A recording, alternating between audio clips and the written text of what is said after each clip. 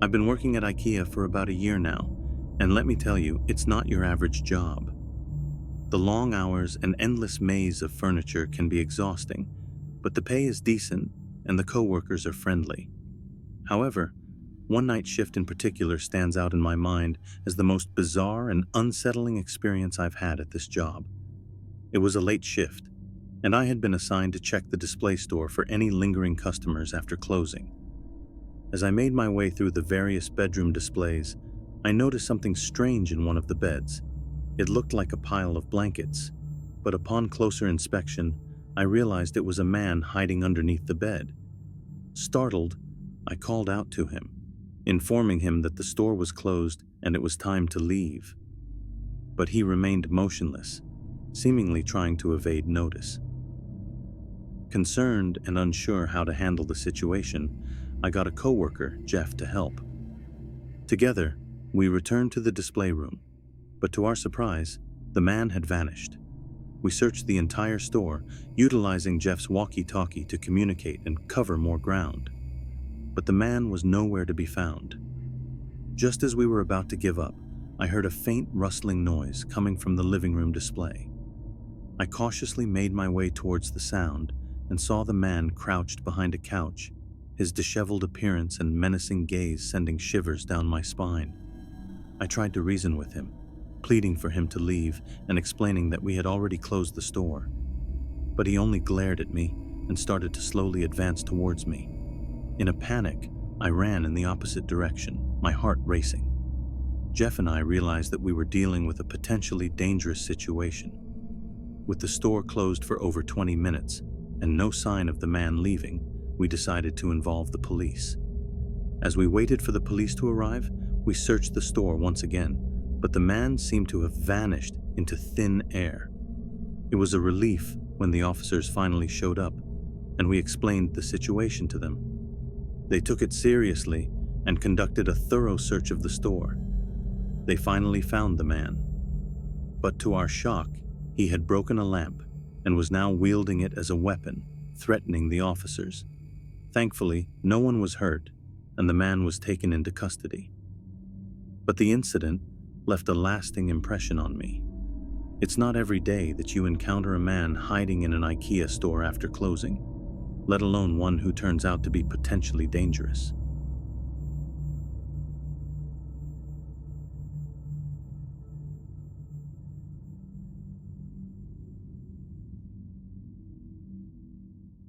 I moved into my new apartment a little over a month ago. It was a small one-bedroom unit, perfect for me as a single woman. I was excited to finally have my own space and make it my own. After unpacking my essentials, I realized that I needed to go on a furniture shopping spree to make my apartment feel like a home. I decided to head to IKEA, as it was my go-to place for affordable and stylish furniture. As I wandered through the showroom, I couldn't help but feel overwhelmed by all the options. I spent hours picking out the perfect pieces for my new place. By the time I was done, my cart was filled to the brim, and my wallet was feeling a little lighter. After spending a few more days assembling my new furniture, my apartment was finally starting to feel like home. I was settling into my new routine, enjoying the quiet and peacefulness of my new space. That is until the strange incidents began to happen. It all started one night when I heard a knock on my apartment door. It was late, around 2 a.m., and I was just about to drift off to sleep. The knock startled me and I quickly got up to see who it was. But when I looked through the peephole, there was no one there. I shrugged it off, thinking it was just a prank or a neighbor playing a joke. But then it happened again a few nights later, and again there was no one outside. I started to feel a little uneasy, wondering who could be knocking on my door in the middle of the night. One night, as I was lying in bed, I received a call from an unknown number. I didn't answer it, but it scared me. The incidents continued, with another late-night call and 2 more mysterious knocks. I couldn't shake the feeling that someone was watching me, and I started to feel paranoid in my own home. I even started to lock my doors and windows more carefully, not wanting to take any chances. Then one night, I woke up to the sound of someone trying to enter my locked apartment. I jumped out of bed and cautiously made my way to the door. But when I looked through the peephole, there was no one there. I was starting to feel like I was losing my mind. I couldn't take it anymore, so I decided to call the police and report the strange occurrences. They assured me that they would look into it. I started to stay up late, unable to sleep, wondering who could be behind these incidents. Just when I thought things couldn't get any worse, I found a taped envelope over my peephole one morning. Inside was a handwritten letter from a mysterious stalker. The letter was cryptic, talking about how they had been watching me for some time and regretting not approaching me sooner. It also questioned why I hadn't responded to their phone calls. I was terrified. How long had this person been watching me? And how did they even get my phone number? The situation escalated even further when the stalker started sending me photos and videos of myself, taken without my knowledge. The photos were taken during my visit to Ikea and showed me picking out furniture and walking through the store. I couldn't believe it. This person had been following me and taking photos of me without my knowledge. I immediately called the police and showed them the letter and the photos. They promised to investigate and told me to be vigilant and report any further incidents.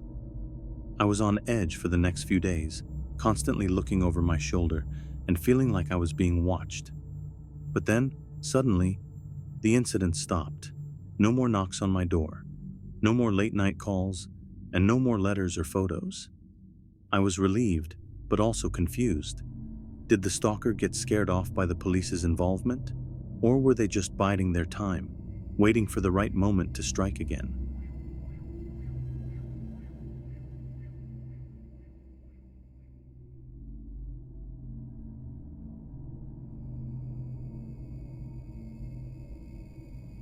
I had always loved shopping at Ikea.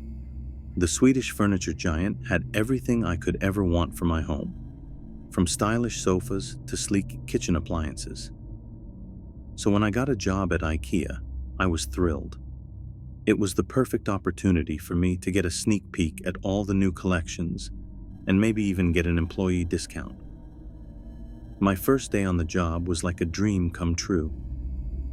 I was assigned to the home decor section, my favorite part of the store. As I walked through the maze-like aisles, I couldn't help but feel a sense of excitement and wonder. The colorful displays and perfectly arranged furniture pieces were like a paradise for me. But as the days went by, I started noticing strange things happening at the store. It started with small things, like items being moved from their designated shelves or strange noises coming from the storage area. I brushed it off, thinking it was just my imagination playing tricks on me. However, things took a turn for the worse when I was working the closing shift one day. I was alone in the store, finishing up some last-minute tasks before heading home. As I was walking through the aisles, I heard a loud crash coming from the kitchen section. I quickly rushed over, thinking that maybe a customer had knocked over a display. But when I got there, I found the kitchen section in complete disarray. Cabinets were open, dishes were scattered on the floor, and there was a strange smell in the air. I tried to rationalize what had happened, thinking maybe it was a faulty shelf or a prank from my coworkers. But deep down, I knew something was not right. As the weeks went by, the strange occurrences became more frequent.